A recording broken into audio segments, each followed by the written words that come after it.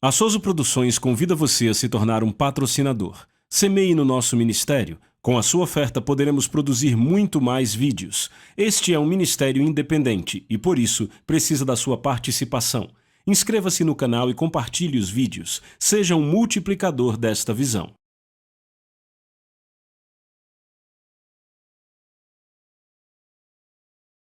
Os versículos usados nos vídeos que traduzimos nem sempre correspondem a versões em português. Muitas vezes precisamos traduzir do original em inglês para fazerem sentido no contexto do vídeo. Amém. Você pode sentar. Glória a Deus para sempre. Aleluia. Você passou bem a semana? Ótimo. Então, como vocês sabem, eu venho falando com vocês sobre o propósito de Cristo em você. Vocês estão prontos? Salmos 149. Sabe, pergunta-se a muita gente, quem é Jesus? E eles dizem, ele é o meu Salvador. Salvador do quê? A maioria não tem certeza. Alguns outros dizem, ele me salvou do pecado. Mas isso não foi tudo o que ele veio fazer. Muito bem. Salmo 149, eu vou começar a ler do verso 4. Não, talvez você devesse ler. Leia, 1, 2, vão. Pois o Senhor tem prazer em seu povo. Parem. Parem. Esta linha apenas é grande demais para a religião. Leiam de novo. Pois o Senhor tem prazer em seu povo. Não é o que se ouve muito nas igrejas, não é? Leiam de novo. Pois o Senhor tem prazer em seu povo. O Senhor tem prazer no céu, nos anjos.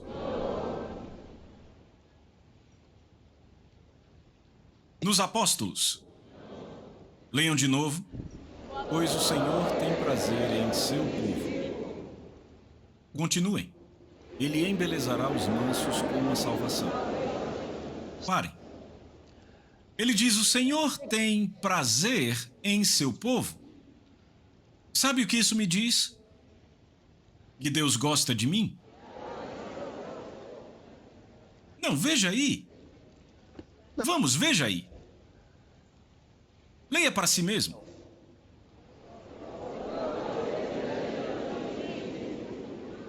O Senhor tem prazer em seu povo.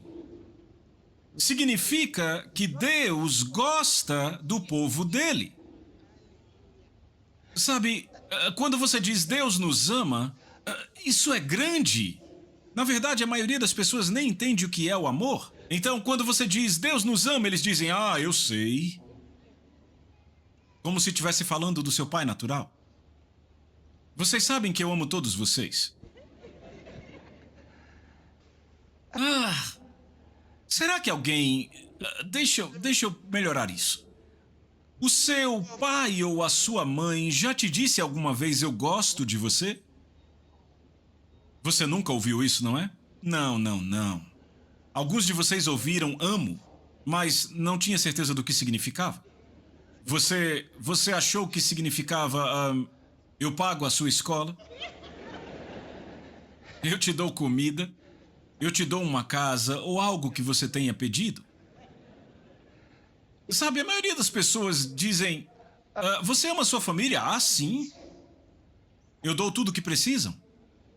Isso não é tudo do que trata o amor? Então é por isso que a maioria de nós não sabe se relacionar com o amor. Mas eu gosto da forma que ele põe aqui, diz que o Senhor tem prazer em seu povo. Eu faço parte desse povo. Você também faz parte? Ok, então, diga isso, o Senhor tem prazer em mim. Agora, eu sei que alguns já estão imediatamente pensando como ele pode ter prazer em mim se eu fumei a noite passada, se eu contei uma mentira semana passada. Ei, você já não está mais olhando para mim? Ok, então.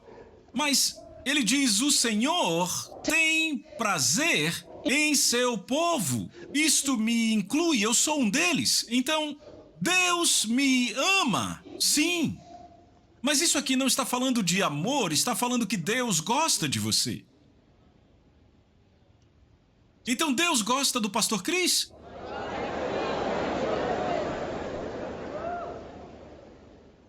Você consegue dizer isso? Se o seu nome é André, você diz: Deus gosta de André. Deixa eu te dizer, você não sabe o quão poderoso isto é. Isso traz entusiasmo aos seus passos. Quando você tem compreensão disso, isso muda a sua visão geral da vida. Você vê a vida diferente e você pensa diferente. Você tem um certo tipo de confiança que a palavra consegue te dar? Você está ouvindo? Deus gosta de mim. Veja, se Deus gosta de mim, Ele se importa com onde eu estou, o que eu estou fazendo, onde eu moro, com meu trabalho, com quem são meus amigos, com tudo que diz respeito a mim, porque Ele tem prazer em mim, Ele gosta de mim. Você entende? Ele gosta de mim. Ele gosta de mim. Isto é pessoal. Muitas perguntas sobre se Deus nos ama. Ele nos ama, mas Ele gosta de mim. Ele gosta sim. Eu sei. Eu sei. Pela forma como Ele me trata. Aleluia. E todas as coisas que Ele me diz. Deus gosta de mim. Ei, diga isso, Deus gosta de mim. Agora, veja isso. Pois o Senhor tem prazer em seu povo. Ele embelezará os mansos com a salvação. Verso 5. Leiam verso 5 para mim. 1, 2, vão. Que os santos se alegrem na glória, cantem alto sobre as suas camas. Que os santos se alegrem na glória, que cantem alto sobre as suas camas. Que os santos se alegrem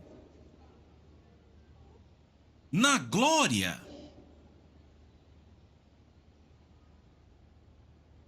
Que cantem alto sobre as suas camas. Não diz que adoeçam sobre suas camas. Que cantem alto sobre as suas camas. Quando você vai para a cama, Ele não quer que seja porque você tem febre. Ele quer você na cama porque você quer descansar. E não só isso, descansar alegremente, de forma feliz. É isso que Ele quer para você. Veja aí. Que cantem alto sobre suas camas. Que os altos louvores de Deus estejam em sua boca. Os altos louvores de Deus. Eu poderia pregar por um mês só com este pedaço da Bíblia. Há tanta coisa aí. Eu vou ler calmamente só para você entender do que eu estou falando. Verso 7. Ele diz: para executarem vingança sobre os pagãos e punições sobre o povo, para amarrarem os seus reis com correntes e os seus nobres com grilhões de ferro. Eu não sei se você entende o que isso significa. Deixa eu ler o próximo. Para executarem sobre eles o juízo escrito, esta honra tem todos os seus santos. Você entende do que ele está falando aí?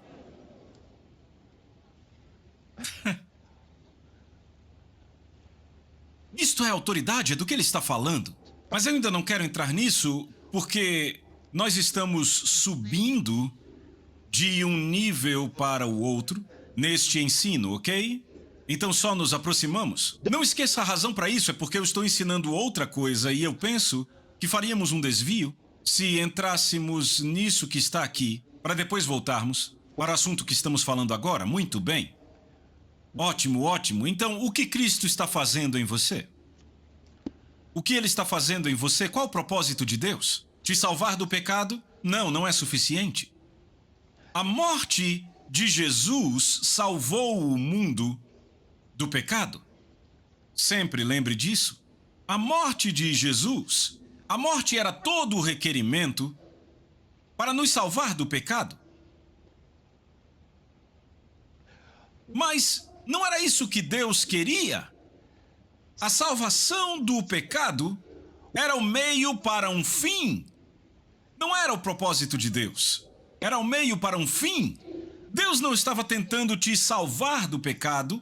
Deus precisava te salvar do pecado para um propósito.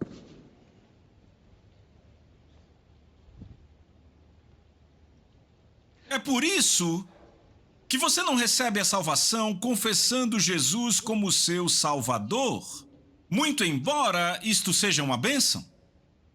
Romanos 10, verso 9 diz: se com a tua boca confessares Jesus como Senhor, crendo com o coração que Deus o ressuscitou dos mortos, tu serás salvo. Não fala nada de Salvador. Diz confessar Jesus como Senhor e crer que Deus o ressuscitou dos mortos. A salvação então é sua. Ele não diz quando você o aceita como seu Salvador, muito embora isto esteja implícito, que ele é seu Salvador.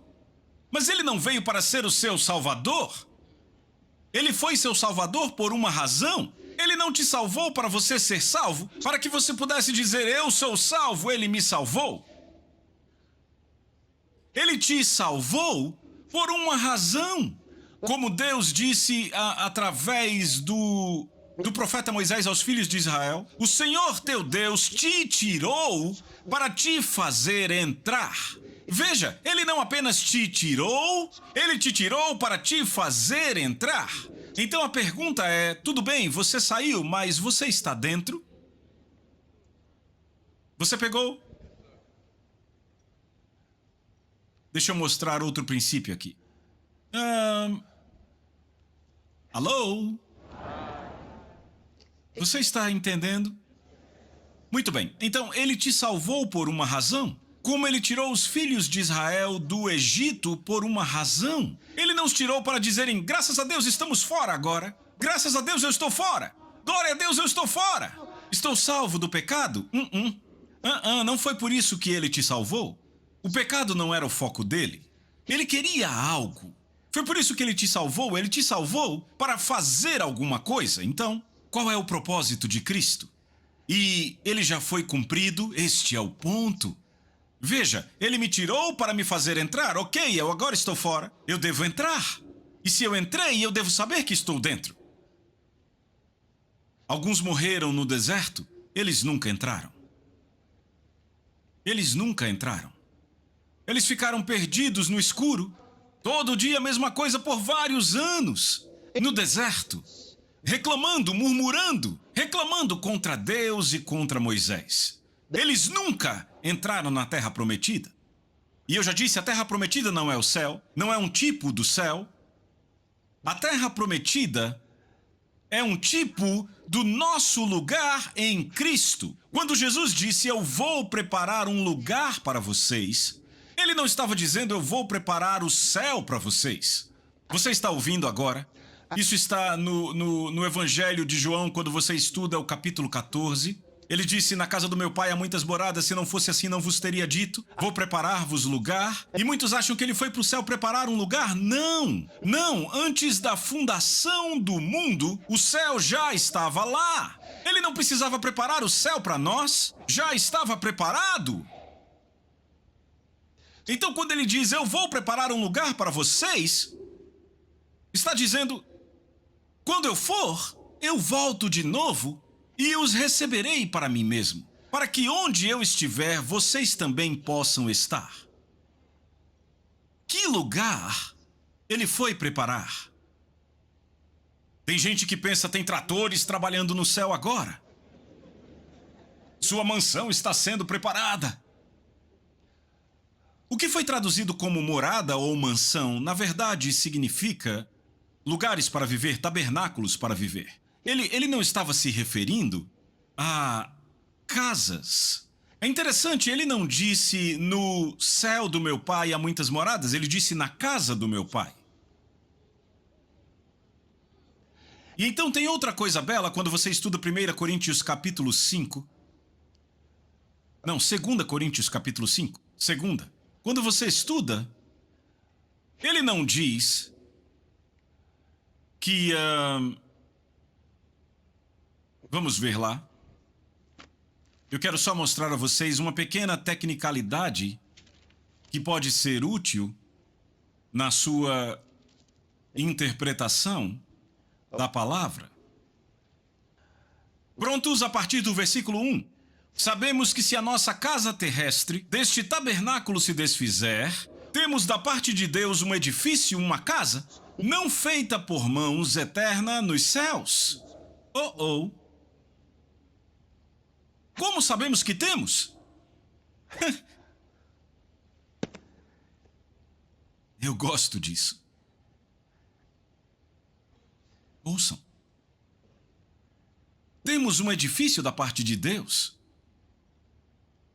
Casa não feita por mãos, eterna nos céus. Pois nisto gememos ardentemente para sermos revestidos da nossa casa que é do céu. Então nós não vamos entrar numa casa que alguém está construindo para nós no céu. A casa está vindo para nós.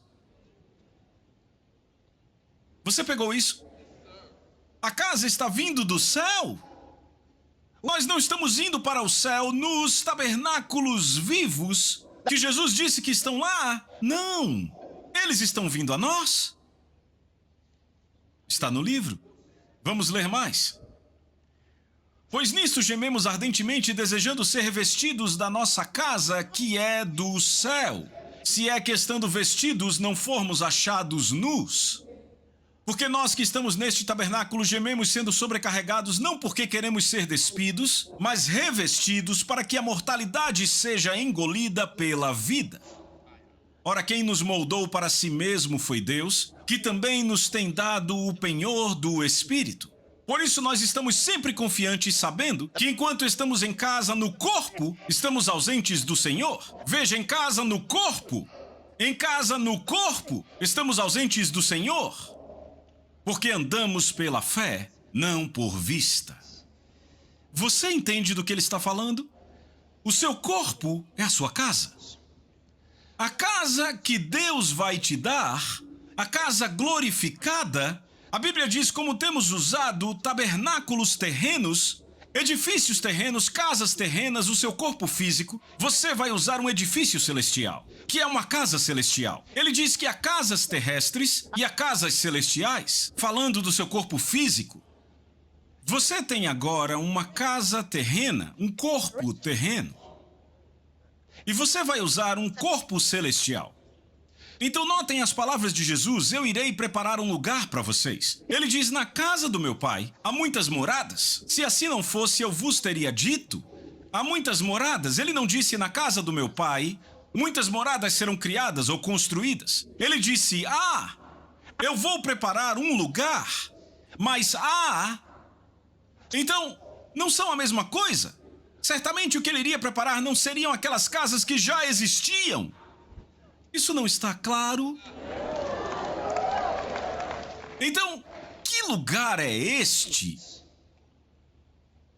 É o lugar que ninguém jamais ocupou. Muito bem. Ele disse isto no capítulo 14 do Evangelho de João. Ao se preparar em sua jornada para morrer por nós. Quando ele morreu, nós morremos. Porque estamos nele, somos os representantes dele. Quando ele foi sepultado, eu fui sepultado com ele. Você foi sepultado com ele. Então ele desceu ao inferno e nós estávamos nele quando ele desceu ao inferno. Lá no inferno, ele teve um combate com Satanás e as hostes do inferno e os derrotou. E nós estávamos nele em toda esta vitória. Então ele ganhou o domínio sobre Satanás em nosso nome. Você entende que ele derrotou Satanás em meu nome? Porque ele foi para o inferno em meu nome. Ele morreu em meu nome, foi sepultado em meu nome, foi ao inferno em meu nome, você entende? E derrotou o diabo em meu nome. Ou seja, Satanás sabe que eu derrotei ele. Jesus fez isso em meu nome. Porque ele fez para mim. E então, ele foi ressuscitado pela glória do Pai. E quando foi ressuscitado dos mortos, Deus disse: Tu és o meu filho, hoje eu te dei à luz. Foi quando Jesus nasceu de novo. E quando ele nasceu de novo, passou a haver um novo tipo de homem. Houve uma nova criação, ele se tornou o segundo Adão, ou seja, o segundo e último Adão. O primeiro Adão, e com ele a sentença, agora estão mortos no que diz respeito a Deus. Porque Jesus veio e morreu por eles. Tomou o lugar deles e morreu por eles. Então Jesus pagou por todo o mundo. Por isso que pregamos o Evangelho. Por isso contamos a todos as boas novas. Dizemos ao mundo: olá a todos. Você não precisa mais viver em pecado, não precisa mais estar condenado. Jesus já morreu por você. Se você aceitá-lo, esta salvação que ele conquistou para você será creditada em sua conta e você andará nela. Veja bem, é sua. Deus não está mais com raiva de você. É o que ele está dizendo. Para isto estava Deus em Cristo, reconciliando o mundo consigo mesmo, não contando os seus pecados contra eles. Por que contamos os pecados sobre os outros se Deus não faz mais isso? Não é simples? Sim. Então agora, quando Deus o ressuscitou, ele se tornou o novo homem. O novo tipo de homem, o segundo Adão de Deus. E então, todo aquele que nele crê terá o que pertence a Cristo. Você vê isso? Então ele diz: se algum homem está em Cristo, ele é uma nova criação. Porque Cristo se tornou o primeiro e o cabeça da nova criação. Ele foi o primeiro a nascer de novo. Então, se você vem a Cristo, você tem essa nova vida. Você nasce de novo. Este é o propósito de Cristo, o novo homem. Agora, qual é a vida deste novo homem? Acompanhe comigo Romanos capítulo 8, verso 1. Portanto, agora nenhuma condenação há para aqueles que estão em Cristo Jesus, que não andam segundo os seus sentidos, mas segundo o Espírito. Aleluia! Que não andam segundo a carne. Tem muita gente que lê isso achando que ele está falando de pecado, mas ele não está falando de pecado aí, está falando de andar de acordo com os sentidos. Se algum homem está em Cristo, ele é uma nova criação. Agora, essa nova criação, a Bíblia diz que não há condenação para ela. Agora, nenhuma condenação há, nenhum juízo para aqueles que estão em Cristo Jesus, que não andam segundo os sentidos. Acabamos de ler que vivemos pela fé, 2 Coríntios 5:7. Andamos por fé, não por percepção sensorial, não por vista. Então não há julgamento para aqueles que andam pelo Espírito, que andam pela palavra. Glória a Deus. Então, o propósito dele foi mais do que me salvar do pecado. Foi me trazer para... Entenda isso agora. Me fazer entrar... Alô? Agora que você está entendendo o que eu estou compartilhando, leve sua mente para Romanos 3:23. Vamos, leiam para mim. Romanos capítulo 3, verso 23. Vocês acharam? Certo, leiam. 1, 2, vão. Pois todos pecaram e carecem da glória de Deus. Pois todos pecaram. Eu não vou gastar muito tempo aqui, eu já fiz isso na segunda mensagem, depois você pode ouvir de novo, mas a minha intenção sobre esse versículo era muito profunda e importante.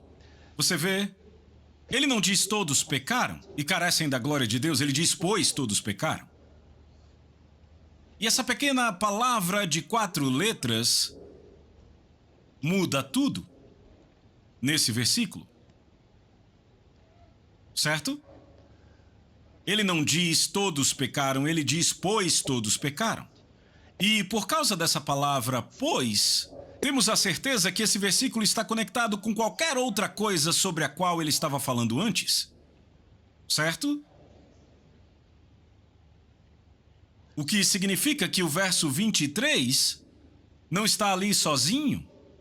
Ele vem do verso 22, que veio do verso 21, que veio do verso 20 e que veio do versículo 19.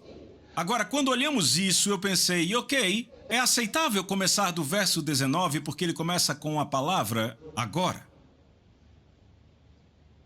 Do contrário, você iria diretamente para o começo do capítulo, mas ele começa com a palavra agora. Então não precisamos ir para o capítulo 2, ou talvez até o capítulo 1, e ler a coisa toda. Então a análise contextual das Escrituras é importante para que você não tire coisas do contexto e as trate com a ideia errada. Alô? Você entende agora? Certo, então você não tem a ideia errada, e é por isso que você deve pegar o contexto exato, ter exatamente o que o Senhor está dizendo a você. Glória a Deus. Ele diz, pois todos pecaram, porque a discussão foi para nos fazer entender que a salvação de Cristo era para todo o mundo. Ele diz, porque foram todos que pecaram. Essa é a razão para o verso 23 do capítulo 3 de Romanos, tentando te dizer que a salvação é para todos, que a justiça de Cristo pertence a todos porque foram todos que pecaram. Ele não estava querendo dizer que todos pecaram, declarando que todos são pecadores. Ou seja, o foco não era o pecado, o foco era a justiça que havia vindo de Deus através de Cristo. Sabe o que eu estou tentando te fazer entender? O plano de Deus. Que o plano de Deus não é salvar você como se você tivesse que ter uma mentalidade escapista, uma mentalidade de libertação. Você entende? Tem gente que fica dizendo, oh, Deus tem que libertar você. Sabe, liberdade, ficam pedindo para serem livres, para serem libertos, para serem curados, para serem tudo isto. E eu fico meio, ei, vocês entendem Cristo? A ideia dele não é curar você. A ideia dele não é libertar você. A ideia dele não é te dar libertação. Esta promessa sobre libertação, ser livre, por aí vai, é o menor dos assuntos da salvação. Você acabou de ler, pois todos pecaram e carecem da glória de Deus. O problema do pecado foi que ele os destituiu da glória de Deus.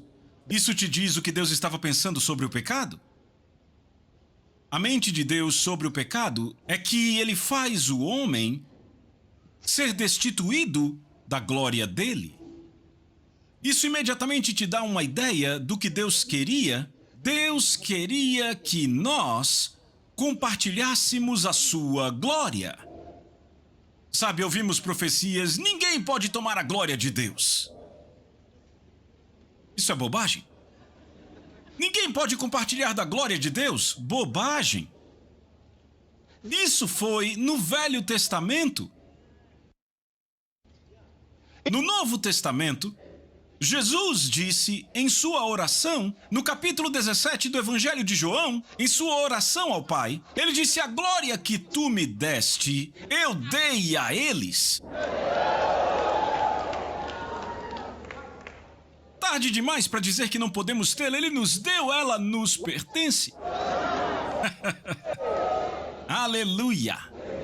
Sabe o que é glória? Glória significa excelência. Glória significa que você tem mais que suficiente. Glória significa que você pode fazer o que quiser fazer, você tem o poder, pode ir aonde quiser ir, que nada te limita, que nada te para. Você entende do que eu estou falando? Isso é glória. Em João capítulo 2, verso 11, a Bíblia diz: esse começo de milagres fez Jesus na presença dos seus discípulos. Diz que ele manifestou a sua glória. Seus discípulos creram nele. Ele realizou o milagre e ele manifestou a sua glória. Eu gosto desse milagre. Eles precisavam de vinho. Não havia mais vinho suficiente para os convidados. E a mãe dele veio até ele e disse: o que podemos fazer? Eles não têm mais vinho. E Jesus disse para o... meu Deus, meu Deus. Ele disse aos servos que estavam lá fora, ajudando os convidados a entrarem, ele disse, só de pensar nisso, ele disse, encham essas talhas de pedra com água. Ele disse, encham elas. Entenda, aquilo era água de reuso. Era a água que as pessoas tinham usado para entrar no salão. Quando chegavam de fora, pegavam aquela água e lavavam seus pés, lavavam suas mãos e entravam. Não era água potável. Estava do lado de fora. Entenda, os judeus não entravam num lugar daquele sem se lavar primeiro. Então se lavaram com aquela água, era água de reuso. E Jesus veio e disse aos servos, leia você mesmo, está no capítulo 2 de João, ele disse, encham as talhas de pedra com água.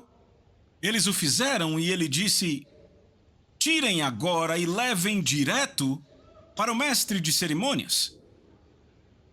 A Bíblia diz que o homem tomou o cálice e não sabia o que fazer com aquilo, mas Maria já tinha dito, tudo aquilo que ele disser para vocês fazerem, façam.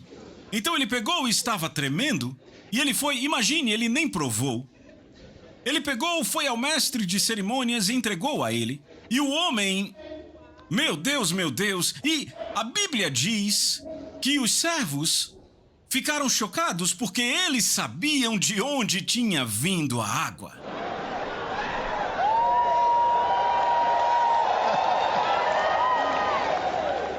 Sabiam de onde tinha vindo a água, era água de reuso lá de fora. Pensaram, se esse cara soubesse de onde veio essa água, nunca teria bebido. Meu Deus, não! Mas o homem começou a elogiar, ele disse, todo mundo coloca o vinho bom primeiro e deixa um ruim para quando todo mundo está bêbado. Você deixou o melhor para o final, isso é maravilhoso. E os servos ficaram, Jesus transformou a água em vinho. E não era um vinho comum, era um bom vinho. Ele supriu uma necessidade. Este é o ponto. Ele supriu uma necessidade. Ele era tão autossuficiente.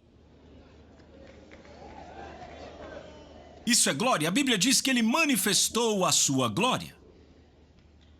O que era a glória ali? O vinho não era a glória, mas sim o fato de que quando tiveram falta, quando tiveram a necessidade, Jesus não precisou pedir, Jesus não precisou orar, Jesus não precisou procurar algo que... Ele sabia exatamente o que fazer. Foi como Deus que disse a Moisés, o que você tem em sua mão? Ou seja, do que quer que você tenha, eu posso fazer qualquer coisa. Esse é o significado da passagem que diz, contentai-vos com as coisas que tendes. Aleluia, porque tudo que você tem é tudo que você precisa. Porque do que você tem, ele pode fazer para você tudo o que você precisa, tudo o que você quer. Aleluia! Entenda, a vida cristã não é uma vida de escapismo. Não é algo tipo, graças a Deus eu saí, sabe? Graças a Deus somos livres. Não é. É um chamado para a glória. Vamos, sigam-me. Eu posso mostrar algo. Romanos capítulo 8. Sabe, nascer de novo. Se o mundo entendesse isso, todo mundo iria querer isso. Mas eles não entendem. Por isso que fomos enviados para mostrar. Romanos capítulo 8. Eu quero ler a partir do versículo 29. Eu amo todos os versículos do capítulo 8. Às vezes eu me pergunto de onde eu devo começar para vocês. Eu sempre quero ler tudo. Prontos? A partir do verso 29. Porquanto aos que... Oh, Deus! Porquanto aos que de antemão conheceu, o pré-conhecimento de Deus, ele te conheceu antes do tempo. Ele diz, porquanto aos que de antemão conheceu, também os predestinou para serem conformes à imagem do seu Filho.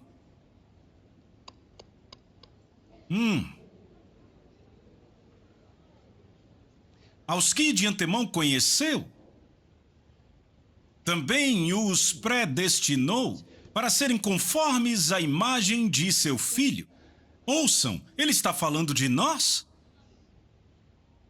Nós fomos predestinados para sermos conformes à imagem de seu Filho. Para ser como o seu Filho.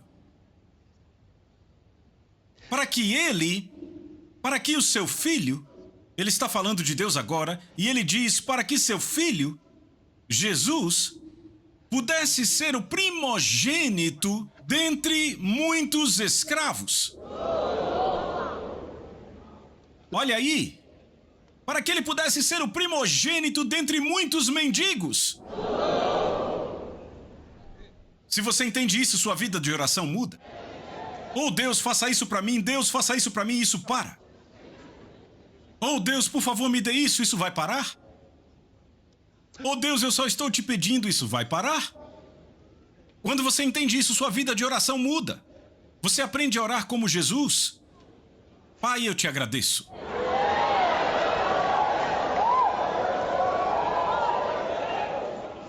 Eu estou dizendo, veja isso. Sabe, sua vida é baseada nos seus pensamentos. Seus pensamentos são baseados na informação que você tem.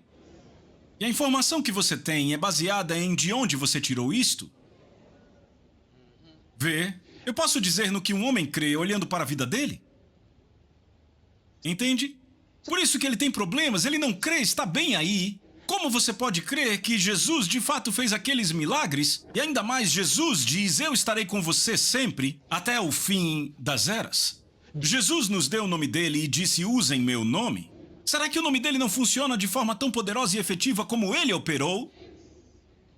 Mas eles se acostumaram a orar todo dia da mesma forma. Faz pra mim, Deus, faz pra mim, Deus, faz pra mim 3 vezes. Por dia, semana que vem ainda estão pedindo a mesma coisa. Faça Deus, e aí eles se derramam, faça Deus. Não, você chega e diz, Pai, eu te agradeço porque está feito. E acontece, mas acham que é mentira. Você vê a diferença? Não consegue entender? Eu não peço dinheiro a Deus. Eu não peço dinheiro a Deus. Eu digo, Pai, te agradeço porque tenho todo o dinheiro que preciso. Obrigado, Senhor. Amém, glória a Deus. Nunca terei escassez em minha vida, nunca estarei quebrado na vida.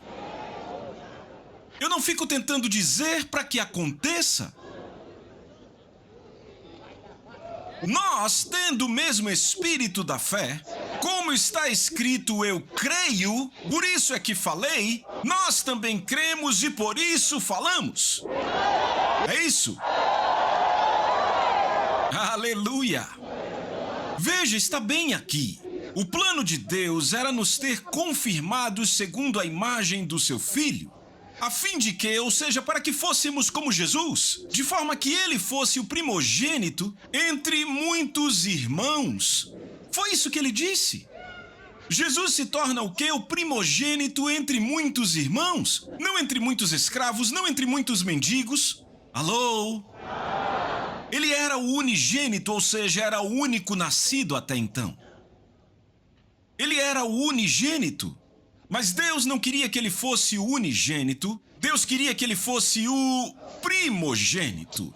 entre muitos irmãos. Então, ele ainda não acabou. Veja isso aqui. No verso 30, versão King James, ele diz, além do mais. Eu gosto disso, além do mais, ele tem mais a dizer. Além do mais, aos que ele predestinou, a esses... Note o tempo verbal, aos que predestinou, a esses também chamou. E aos que chamou, a esses também justificou. Espere aí um momento. Aguarde um momento aí, vamos falar dessa palavra justificou. Justificou não significa que você é perdoado. Justificou não significa um pecador salvo pela graça. Eu gostaria de fazer o mundo inteiro entender, a igreja inteira entender, o que significa justificação. Porque em Romanos 5:1 ele diz, portanto, sendo justificados pela fé, temos paz com Deus por nosso Senhor Jesus Cristo. O que é isso, ser justificado? Diz que Jesus foi entregue por causa das nossas transgressões e ressuscitado por nossa justificação. O que é justificação? Significa ser declarado não culpado. Isso é muito grande. Eu já disse, isso não é perdão, não é redenção. Declarado não culpado não culpado.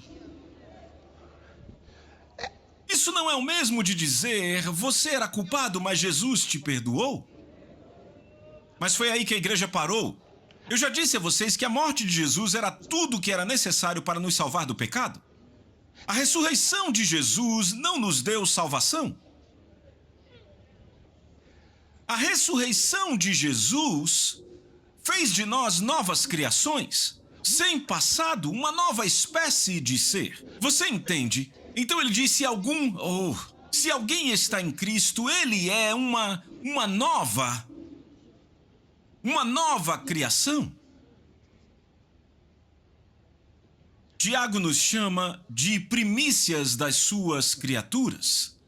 Significa o primeiro e o melhor das suas criaturas.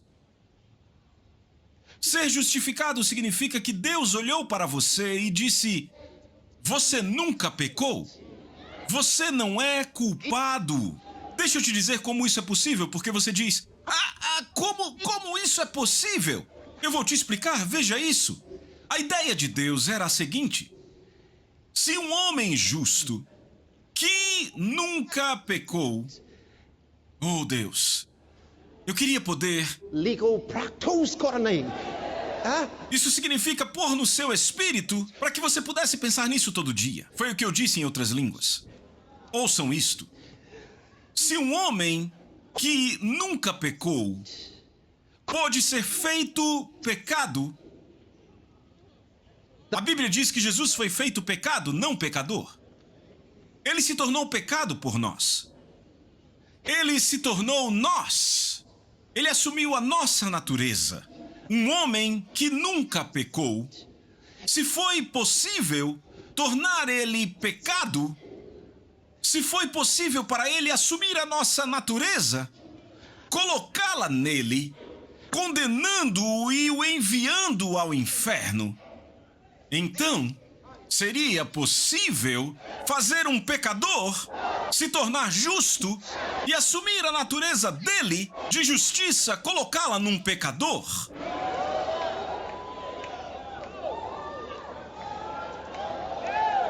É por isso que a Bíblia chama de evangelho de substituição. Pois conheceis a graça do nosso Senhor Jesus Cristo, o qual, embora fosse rico, por causa de vós, tornou-se pobre, para que, pela pobreza dele, vocês se tornassem ricos. Alguém grite amém. Aleluia! Ou isso é o que você passa a conhecer quando celebra a palavra. Como você pode ter monotonia quando entende uma coisa dessas? Não é possível. Não é possível. Veja, você foi chamado para algo. Eu disse, o pecado trouxe o quê? o homem a um nível onde ele não poderia conhecer a glória de Deus. Mas estamos lendo algo sobre justificação. Por causa da nova criação, não há mais nada a perdoar. Você vê isso? Você é justificado. Agora, depois que você se tornou uma nova criação, depois que você se tornou cristão, é possível fazer algo errado. Então é por isso que a Bíblia diz: e se alguém pecar, ele não disse quando alguém pecar. Você ainda está aí? Eu disse, a Bíblia não diz quando alguém pecar. Em outras palavras, ele não está tentando dizer que todos devem pecar. Sabe, tem gente que diz, todos pecamos o tempo todo. A Bíblia não diz quando alguém pecar, mas se alguém pecar, você não tem que pecar. De fato, ela nos mostra que são os bebês que pecam. Ele diz, eu escrevo a vocês, meus filhinhos, para que não pequeis. Meus filhinhos. Aos jovens ele diz, vocês são fortes. E então aos pais, ele diz, porque vós conhecestes aquele que é desde o princípio. Vê isso então como criança no Senhor, como um cristão que está crescendo. Você pode fazer algo errado. E quando você faz, ele diz que temos um advogado diante do Pai, Jesus Cristo. E aí, você recebe, você obtém perdão. Obtém misericórdia. Você recebe, você não fica implorando por isso. Oh, Deus, por favor, me perdoe, eu sinto muito. Eu sinto muito. Eu estou me sentindo tão mal, eu sinto muito. Me perdoe, oh, Pai, por favor. Ele diz que você obtém misericórdia, que você acha graça em tempo de necessidade. Obter, coletar, colete isto. Colete o perdão. Foi por isso que Jesus morreu, certo? Para disponibilizar a você o que quer que você requeira do Pai. Isso é muito importante. Veja, enquanto você é consciente de pecado, você é ineficiente na sua obra para Deus. Como você pode expulsar demônios quando tem condenação no seu coração? Como pode adorar quando se sente que há algo de errado em sua vida? Vamos adorar ao Senhor, aí você lembra o que fez e abaixa as mãos. Se torna ineficiente. Aleluia. Pratique a palavra, certo? Deixa eu ler aqui rapidamente. Romanos, capítulo 8. Qual era o versículo mesmo? Certo, vamos terminar isso agora. Romanos, capítulo 8, verso 30. Também, aos que predestinou, a esses também chamou. Esse sou eu, diga, esse sou eu. Ele disse, a eles vai chamar. Vamos entender o tempo verbal? Aqui temos o tempo passado ou tempo futuro. Chamou. Passado. Então essa é a declaração de um fato, não uma promessa. Ele não está tentando fazer isso, ele já fez. Certo, veja. Também aos que predestinou, a esses também chamou. Então eu sou chamado. E aos que chamou, a estes também justificou. Então eu sou o quê? Diga, justificado. E aí vem o maior. E aos que justificou, a esses também glorificou.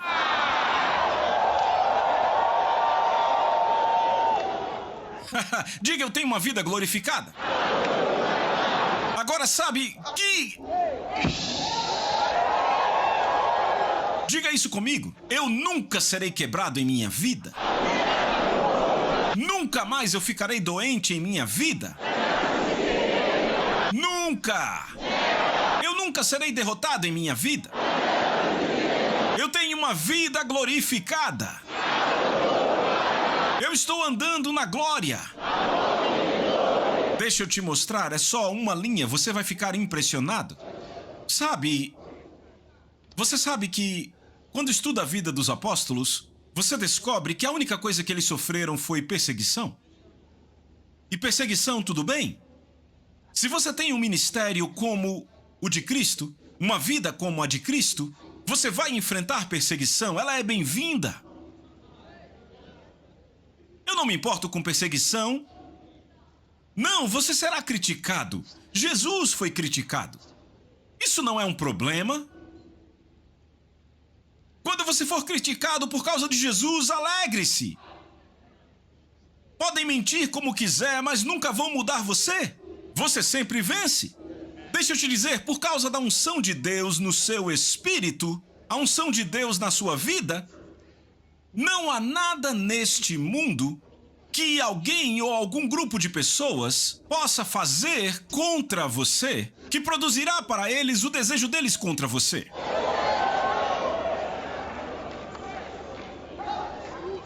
Eu nunca me incomodei nem por um momento pelo que outros pensam ao meu respeito. Eles não são um fator. Você entende? Isso é importante para você. Aprenda isto. Deixe que isso se fortaleça em seu coração.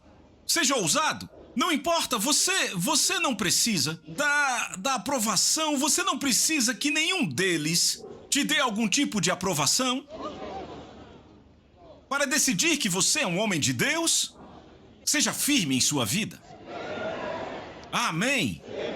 Deixa eu te mostrar essa passagem. Pronto para ver? Não se preocupe com a perseguição, mas recuse-se a ficar doente. Recuse-se a ser pobre. Recuse-se a ser derrotado, qualquer coisa que seja negativa.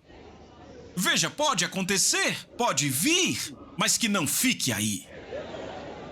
Você entende? A doença pode te atacar. Eu não estou dizendo que se você sente algo no corpo, diz, eu não deveria sentir isso. Não! Você pode se sentir doente, mas não fique doente. Veja, eu sinto dor de cabeça. Você diz, eu sinto dor de cabeça. Dor de cabeça, você faz as duas coisas. Você descansa e põe suas mãos, você faz as duas coisas. Põe a mão na sua cabeça e diz, em nome de Jesus Cristo, dor de cabeça, saia. E se você não descansou bem, vá descansar. Se há um problema no seu estômago, põe a sua mão sobre ele e diga, o que quer que esteja errado, eu ordeno que se conserte. Veja isso que eu faço. Não me importa se eu sinto algo nas minhas costas.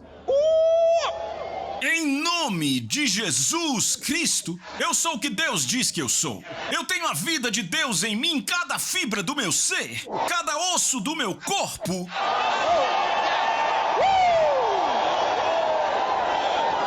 Aleluia! Se for um caroço, põe a sua mão nele. Diga, eu ordeno que você morra e saia do meu corpo.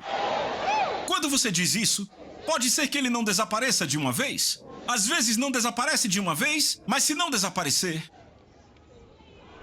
você ainda está vendo? Diga, eu sei que parece que você está aí, mas na verdade você já foi. Isso se chama andar na palavra. Não de acordo com os seus sentidos, mas segundo a palavra de Deus. 1 Pedro, vamos encerrar com isso. 1 Pedro, capítulo 1. Ele me trouxe a uma vida gloriosa. Aleluia! 1 Pedro, capítulo 1. Eu vou ler a partir do verso 10. Salvação sobre a qual inquiriram os profetas e a buscaram diligentemente os que profetizaram sobre a graça que viria sobre vós. Agora no versículo 11. É uma daquelas coisas que as pessoas leem rápido e deixam passar. Então tente não deixar passar o que temos aqui. Buscando o quê? O tempo ou que ocasião de tempo, o Espírito de Cristo que estava neles indicava, quando testificava de antemão, os sofrimentos de Cristo e a glória que se seguiria. Parem.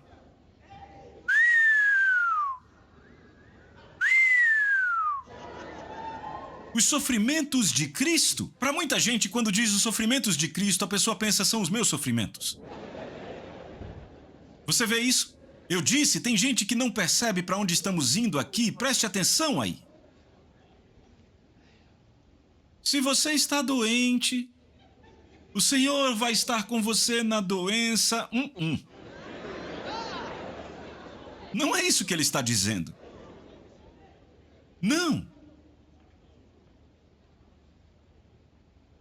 Ele diz quando testificava de antemão os sofrimentos de Cristo.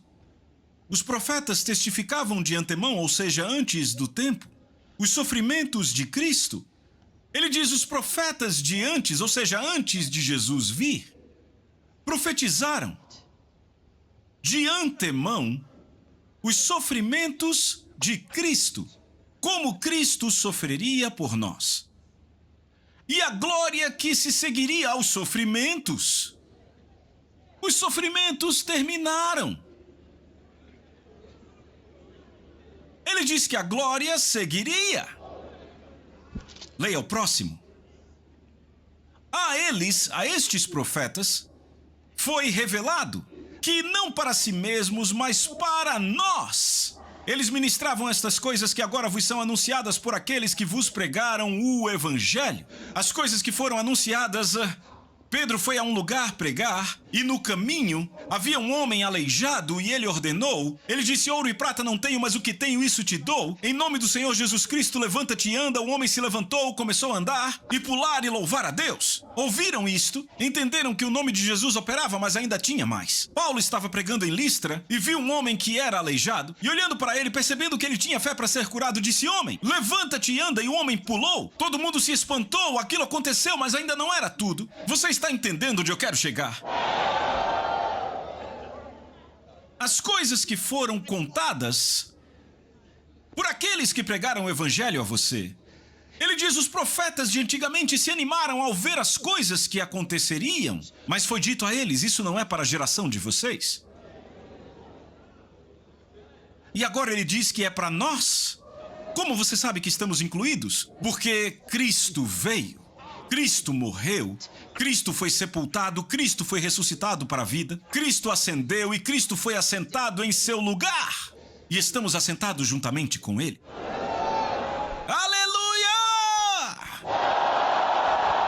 Levante-se e adore a Ele. Oh, glória a Deus! Eu sei quem eu sou. Eu tenho a vida de Deus em mim. Eu tenho o Espírito de Deus habitando em mim. Oh, glória a Deus. Obrigado, Senhor. Adore ao nome glorioso dele. Exalte a Deus.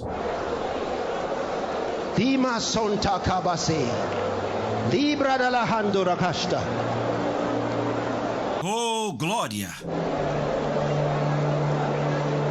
Seja uma crida, negros com chalamanda.